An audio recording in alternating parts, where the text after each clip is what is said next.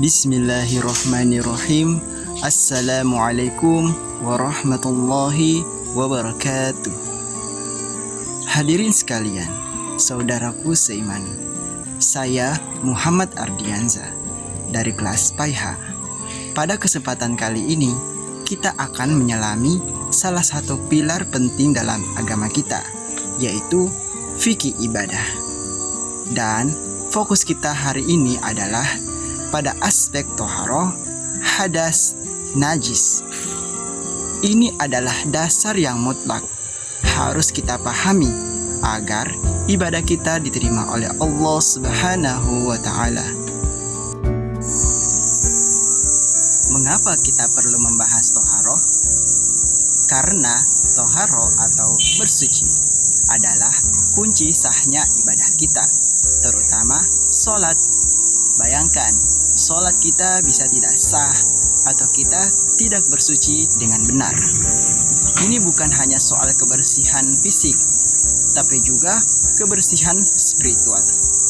Allah Subhanahu wa Ta'ala berfirman dalam Quran surah Al-Baqarah ayat 222 yang artinya, sesungguhnya Allah menyukai orang-orang yang bertaubat dan menyukai orang-orang yang mensucikan dirinya. Nah, ini menunjukkan betapa Allah mencintai hambanya yang senantiasa menjaga kebersihan dan kesucian. Nah, dalam materi ini kita akan membahas secara tuntas apa itu toharoh, apa itu hadas, dan apa itu najis. Bagaimana cara membersihkan ketiganya? Mari kita mulai dengan memahami apa itu toharoh. Mari kita pahami dulu apa itu toharoh. Secara bahasa, toharoh itu artinya bersih, suci dari kotoran. Simpelnya begitu, tetapi secara istilah dalam fikih, toharoh itu punya makna yang lebih dalam, yaitu mengangkat hadas dan menghilangkan najis. Jadi, ada dua tujuan utama itu bertoharoh. Yang pertama, membolehkan kita melaksanakan ibadah yang memang disyariatkan suci, seperti sholat, tawaf, menyentuh Al-Quran. Kedua, mencapai kebersihan yang paripurna, baik secara lahir maupun batin. Ada dua jenis toharoh yang akan kita bahas, yaitu toharoh dari hadas dan toharoh dari najis. Kita bahas pertama, toharoh dari hadas. Ini adalah bersuci dari kondisi tidak suci secara hukum, seperti setelah buang air atau junub. Ini dilakukan dengan wudu atau mandi junub. Kedua, toharoh dari najis. Ini adalah membersihkan diri, pakaian, atau tempat kita dari kotoran yang bersifat najis. Contohnya, membersihkan baju yang terkena darah atau kotoran. Nah, bicara soal bersuci, alat utama yang kita gunakan adalah air. Tapi tidak semua air itu sama dalam pandangan syariat. Ada 3 jenis air yang perlu kita ketahui. Pertama, air mutlak, yaitu suci dan menyucikan. Ini adalah air yang murni, bukan tercampur apapun yang mengubah sifatnya. Contohnya air hujan, air laut, air sungai, air sumur, air embun, air salju, air mata air. Air inilah yang boleh kita gunakan untuk berwudu, mandi junub, atau membersihkannya. Najis ini adalah air standar kita dalam bersuci. Kedua, air musta'mal, suci tapi tidak menyucikan. Ini adalah air yang sudah pernah kita pakai untuk bersuci, misalnya sisa air wudhu atau air mandi wajib, atau sudah jatuh dari anggota badan kita. Air ini sendiri statusnya suci, boleh kita minum, boleh kita siramkan ke tanaman, tapi tidak boleh lagi digunakan bersuci, seperti wudhu atau mandi lagi. Jadi jangan kaget kalau ada yang buang air bekas wudhu, itu bukan najis. Yang ketiga, air mutad najis, yaitu tercampur najis. Ini adalah air yang sudah bercampur dengan najis, dan najis itu mengubah salah satu dari 3 sifat air: warnanya, baunya, atau rasanya. Misalnya, air jernih tiba-tiba berubah warna jadi keruh karena kotoran, atau airnya jadi bau busuk. Nah, air jenis ini tidak suci dan tidak menyucikan. Sama sekali tidak boleh kita gunakan untuk berwudu, mandi, apalagi untuk diminum. Sekarang kita masuk ke pembahasan hadas. Apa itu hadas? Secara bahasa artinya kejadian atau peristiwa.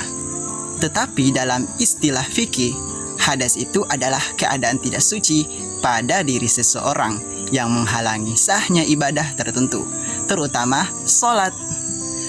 Penting untuk diingat, hadas itu bukan najis. Hadas itu adalah kondisi hukum keadaan spiritual yang tidak kasat mata. Misalnya, setelah buang air kecil, kita dikatakan dalam keadaan hadas kecil. Kita tidak melihat kotoran menempel di badan kita, tetapi secara hukum syariat, kita tidak suci untuk sholat. Berbeda dengan najis, yang memang zat kotorannya yang terlihat. Ada 2 jenis hadas yang akan kita pelajari. Pertama, hadas kecil, yang kedua, hadas besar. Apa itu hadas kecil? Ini kondisi tidak suci yang cukup dihilangkan dengan wudu. Apa itu hadas besar? Ini kondisi tidak suci yang lebih serius dan harus dihilangkan dengan mandi wajib atau mandi junub. Mari kita kupas lebih dalam tentang hadas kecil. Apa saja sih yang menyebabkan kita terkena hadas kecil? Keluar sesuatu dari 2 jalan. Ini artinya apa saja yang keluar dari kemaluan atau dubur kita. Contohnya, buang air kecil, buang air besar, kentut, madhi, cairan bening yang keluar saat syahwat, dan wadi, cairan putih keruh setelah buang air kecil berat. Semuanya ini membatalkan wudu dan menjadikan kita berhadas kecil. Kedua, tidur nyenyak. Tidur yang membuat kita tidak sadar, apalagi sampai mendengkur. Kenapa? Karena saat tidur nyenyak, kita tidak bisa memastikan apakah ada sesuatu yang keluar dari tubuh kita tanpa disadari. Ketiga, hilang akal. Baik karena pingsan, mabuk, atau gila. Kondisi ini juga membatalkan wudu karena kesadaran kita hilang. Yang keempat, menyentuh kemaluan. Ada perbedaan pendapat di kalangan ulama. Sebagian mazhab menganggap ini membatalkan wudu jika disentuh langsung tanpa penghalang. Nah, bagaimana cara kita bersuci dari hadas kecil ini? Caranya adalah dengan wudu. Mari kita ingat-ingat tata cara wudu yang benar. Nah, ini penting, niat di dalam hati untuk berwudu karena Allah. Membasuh telapak tangan 3 kali, berkumur dan istinsyaq, memasukkan air ke hidung masing-masing 3 kali, membasuh wajah 3 kali, dan dahi sampai dagu dan dari telinga ke telinga. Membasuh kedua tangan sampai siku, dimulai dari kanan masing-masing 3 kali, pastikan juga terbasuh. Mengusap sebagian kepala cukup sekali. Ada yang mengusap seluruh kepala, ada yang cukup bagian depan. Membasuh kedua kaki sampai mata kaki, dimulai dari kanan masing-masing 3 kali. Pastikan mata kaki juga terbasuh. Terakhir, semua gerakan ini harus tertib atau berurutan. Dengan melaksanakan wudu yang benar, insya Allah hadas kecil kita terangkat dan kita siap untuk beribadah. Sekarang kita ke jenis hadas yang lebih besar, yaitu hadas besar. Kondisi ini membutuhkan mandi wajib untuk menghilangkannya. Apa saja penyebab hadas besar? Pertama, berhubungan intim atau jimak. Meskipun tidak keluar mani, jika sudah terjadi persetubuhan, maka wajib mandi junub. Kedua, keluarnya mani. Ini bisa karena mimpi basah atau karena rangsangan lain yang menyebabkan keluarnya mani. Ketiga, haid, menstruasi. Bagi wanita, setelah selesai masa haid, wajib mandi untuk bersuci. Keempat, nifas, darah setelah melahirkan. Sama seperti haid, setelah darah nifas berhenti, wajib mandi. Kelima, melahirkan. Ada pendapat ulama yang menyatakan bahwa melahirkan meskipun tidak disertai darah nifas tetap menyebabkan hadas besar. Keenam, meninggal dunia. Ini adalah penyebab hadas besar bagi orang yang meninggal. Makanya, jenazah wajib dimandikan, kecuali bagi syuhada, orang yang mati syahid di medan perang. Lalu, bagaimana cara bersuci dari hadas besar? Caranya adalah dengan mandi wajib atau mandi junub. Konsepnya sederhana, yaitu niat. Niatkan dalam hati untuk mandi wajib, menghilangkan hadas besar. Membasuh seluruh anggota badan dengan air, mulai dari kepala hingga kaki. Meratakan air ke seluruh bagian tubuh. Pastikan tidak ada satupun bagian yang terlewat, termasuk sela-sela rambut, lipatan kulit, pusar, ketiak, dan bagian-bagian tersembunyi lainnya. Intinya adalah semua bagian tubuh harus terkena air. Ini berbeda dengan wudhu yang hanya membasuh bagian-bagian tertentu. Kalau mandi wajib, semua harus kena air. Setelah membahas hadas, mari kita beralih ke najis. Apa itu najis? Secara bahasa, najis berarti kotoran. Tapi dalam istilah syariat, najis itu adalah kotoran yang menghalangi sahnya sholat dan ibadah lainnya yang disyariatkan suci. Penting untuk kita bedakan, najis itu bukan hadas. Najis itu adalah zat kotoran yang terlihat atau tercium. Contohnya darah, nanah, kotoran hewan, air kencing, benda-benda inilah yang disebut najis. Kenapa kita perlu tahu tentang najis? Karena wajib hukumnya bagi kita untuk membersihkan najis dari badan, pakaian, dan tempat sholat kita. Kalau ada najis yang menempel dari kita tahu, lalu tidak kita bersihkan, maka sholat kita bisa tidak sah. Nah, najis itu tidak semuanya sama cara membersihkannya. Ada 3 kategori najis berdasarkan tingkat kesulitannya. Pertama, najis mukhaffafah, yaitu ringan.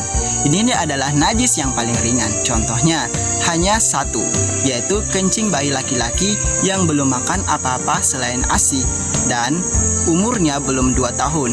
Ingat ya, hanya bayi laki-laki yang masih ASI eksklusif. Cara membersihkannya cukup dengan mempercikkan air ke area yang terkena najis hingga rata. Tidak perlu digosok atau dikucek. Mudah sekali kan? Kedua, najis mutawassithah, yaitu sedang. Ini adalah jenis najis yang paling umum kita temui. Contohnya, banyak sekali mulai dari darah termasuk darah haid, nanah, muntah, kotoran manusia atau hewan selain anjing dan babi. Bangkai kecuali bangkai ikan dan belalang, khamr, minuman keras, dan air kencing. Selain yang mukhaffafah tadi, cara membersihkannya ini yang perlu perhatian. Kita harus mencucinya dengan air hingga hilang warna, bau, dan rasanya. Jadi pastikan ketiga sifat najis itu hilang. Kalau misalnya ada noda darah yang warnanya sudah hilang, tapi baunya masih ada, berarti belum suci sempurna. Gosok atau kucek sampai bersih. Namun jika najisnya sudah diusahakan maksimal, tapi masih meninggalkan bekas, misalnya warna yang samar, itu dimaafkan, asal sudah dicuci dengan sungguh-sungguh. Yang terakhir, najis mukhalladah, yaitu berat. Ini adalah najis yang paling berat dan butuh penanganan yang khusus. Contohnya, hanya 2, yaitu jilatan anjing dan babi beserta seluruh turunnya. Jadi, air liur, kotoran, atau bahkan dagingnya jika bersentuhan dengan kita, maka itu najis mukhalladah. Cara membersihkannya ini berbeda dari yang lain. Bagian yang terkena najis ini harus dicuci sebanyak 7 kali. Dan salah satu dari 7 cucian itu harus dicampur dengan tanah, yaitu debu yang suci. Cara teknisnya bisa macam-macam, misalnya dicuci air dulu, lalu disikat dengan air tanah, lalu dibilas air lagi 6 kali, atau bisa juga langsung air tanah dulu. Baru 6 kali bilasan air biasa, yang penting ada satu cucian yang menggunakan campuran tanah. Ini menunjukkan betapa seharusnya kenajisan dari anjing dan babi ini dalam Islam. Materi ini bukan hanya teori, tetapi harus kita perhatikan dalam kehidupan sehari-hari kita. Beberapa contoh aplikasinya yang nyata, konsep toharo, hadas, dan najis ini adalah tentu saja selalu berwudu sebelum sholat. Ini adalah kewajiban yang kita tidak bisa tawar.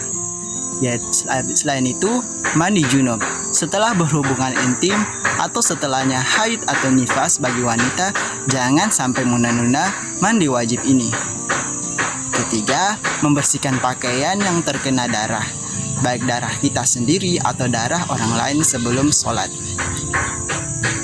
Jika lantai rumah atau masjid terkena kotoran hewan peliharaan, segera bersihkan dengan benar sesuai jenis najisnya.